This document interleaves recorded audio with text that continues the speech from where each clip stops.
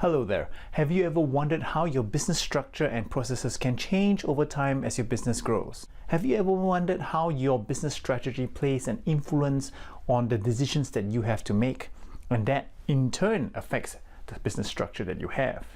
In this video, I will explore the connection on how your business structure changes or morphs as it grows over time, and how your strategy plays a very important impact on that.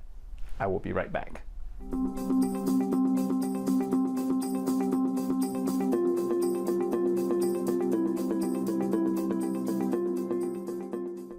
Welcome back. My name is Raymond Huan, and if you're a business owner or someone who is interested in business or are looking for tips on how to run a business and overcome its challenges, I encourage you to subscribe to my channel, as I will be posting information that you are looking for on a regular basis. Zappos. Zappos is an American billion-dollar e-commerce company that has been known to defy traditional business principles, such as how it measures its ROI, or its return on investment, in some of its assets, in order to achieve their core business goal. Zappos considers providing exceptional customer service as its core competency, and more importantly, how to leverage this extensively in order to grow and develop its own brand and its business. For example, most of its competitors resort to outsourcing many of its operations, such as order fulfillment, warehousing, and even call center services. However, Zappos, focusing on its strategy in providing exceptional customer service, goes against business trends and operations in its desire to have optimal control over its customers' experience. That means that in order to implement their core strategy of providing that customer service that they choose to build and develop a business structure that allows them to have control over this. So what lessons can we learn from Zappos? Know why you are in the business. You're not there to sell a product. You are there to provide a better solution to the market. Zappos is in the business to delight their customers. That means giving their customers what they need and when they need it. Tony Xie, CEO of Zappos, said one of the biggest lessons of Zappos' first few years was that it never makes sense to outsource your core competency, especially if your aim is to be maniacal about customer service. Given that they have learned what they wanted to achieve, they then went about creating a structure in order to achieve the level of customer service that they set themselves out for.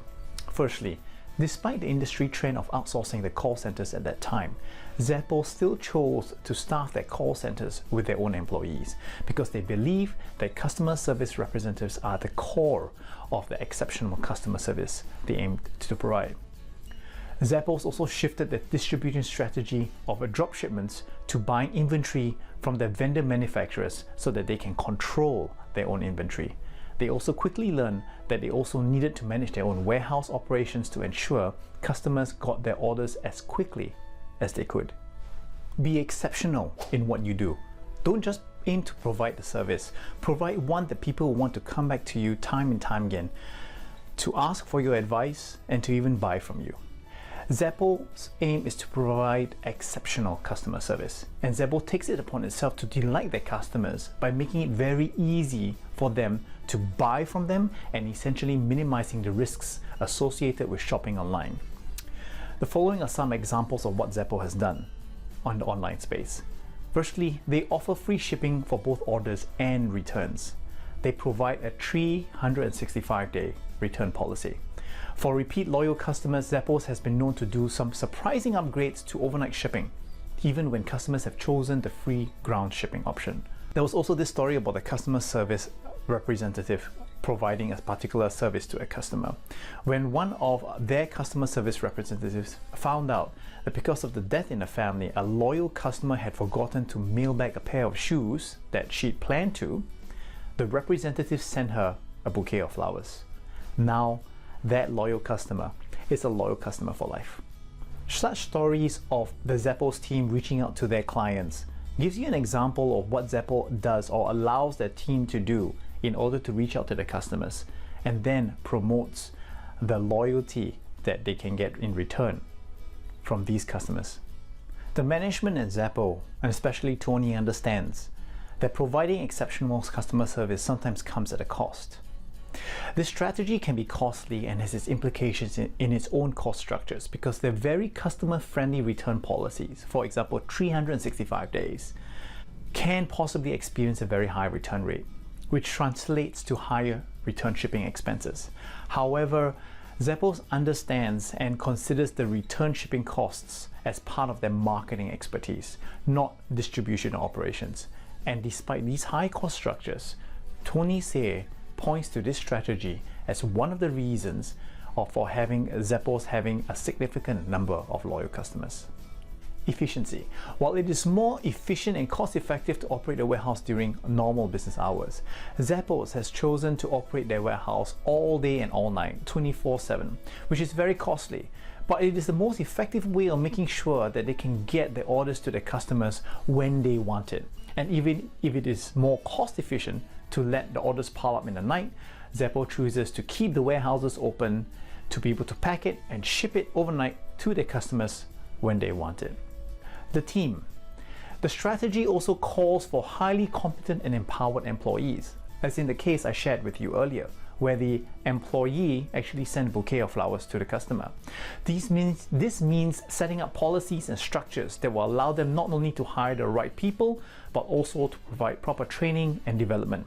One of the key criteria for hiring the employees that Zappos openly publicizes is that they want people to be happy hanging around the company office even after office hours.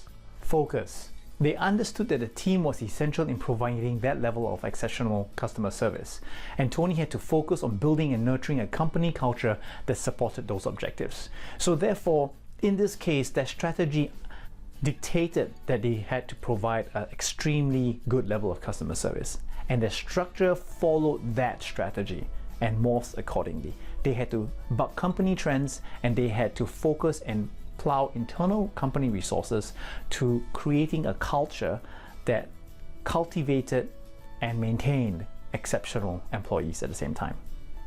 Be able to scale. Being exceptional is easy when you have a very small operation and you can control every aspect of your business. But it gets harder as you grow and it becomes costly, which Zappos had to learn very, very quickly. Zappos wanted to scale profitably by cutting down on costs, but without compromising on their service quality. They wanted to have control over all the functions that they had in customer touchpoints, but they wanted to do it profitably and with room for growth. So what did they do and how did they do it? Zappos was initially headquartered in San Francisco. However, they wanted to have a team that enjoyed hanging out with them after work hours, and they then identified Las Vegas as the place to go to relocate the headquarters to. Initially, it uprooted Zappos headquarters from San Francisco to Las Vegas, but it would be cheaper to house the headquarters in Las Vegas, including their call desk center, in the long run. The move signified Zappos' intent to leverage on their core competency. By moving into a city that's known for hospitality and services to strangers, it being a tourist area, and the fact that the city operates all day and all night thanks to the casinos there. This means that they will have a pool of potential employees who are predisposed to the tasks that Zappos requires. They provided the employees the opportunity to move to Vegas and provided them with generous transport allowances and relocation benefits, which saw a good percentage of them actually taking up the offer. Zappos chose to relocate its offices to a place where customer service centricness is part of the society in the city. They went against what the flow of business trends in terms of outsourcing their call centers and warehousing needs were at that time. This is because they knew what they had to do in order to fulfill their business objectives. How about your business objectives in your company? Is it to fulfill a sales target? Or is it to provide a level of service which your clients will come back to you time and time again to purchase from you? Your objectives will ultimately shape the way your business grows and morphs to fulfill them. If you wish to know more about what it takes to bring your business in the same growth and trajectory of 20K to 2 million in 2 years, and how leadership plays a part in this, you can download a first chapter of the book with that same title right now by clicking on the icon that you can see appear before you. I trust that you have benefited from the time that we've had together and the information presented in the video. And I will see you in the next video very soon.